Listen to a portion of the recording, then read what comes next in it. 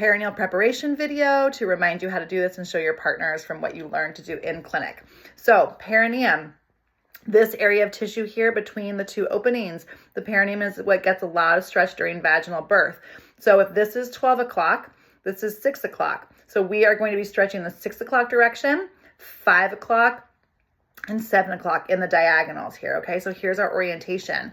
Mama, you're gonna be reclined in bed, pants off. Partner, just bring a chair to the side of the bed. You're gonna use some lube on your finger or some type of oil that you have used on your vagina before, okay? So I'm gonna show you my hand here.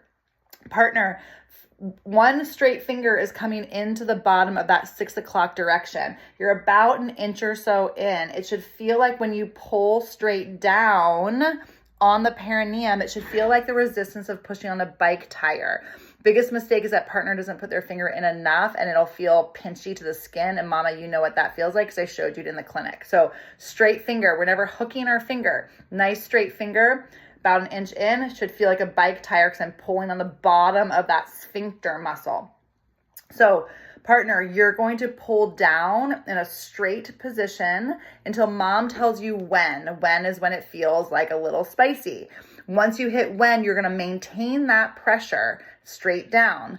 During that time, for about 2 minutes, you're going back into your relaxation breathing, mama. This is where the two of you can work on cues. Inhale down, inhale open, melt, relax, whatever kind of other cues that you're using or any kind of visualizations, hypnobirthing soundtracks, music. You're teaching your body and your nervous system how to stay relaxed in the presence of the stretch. About 2 minutes, partner, take your finger off, give mom a breather, and then move into the diagonal. 5 o'clock, do the same thing, breather, and then move into that 7 o'clock diagonal. So the diagonals sometimes get a little bit spicier sooner.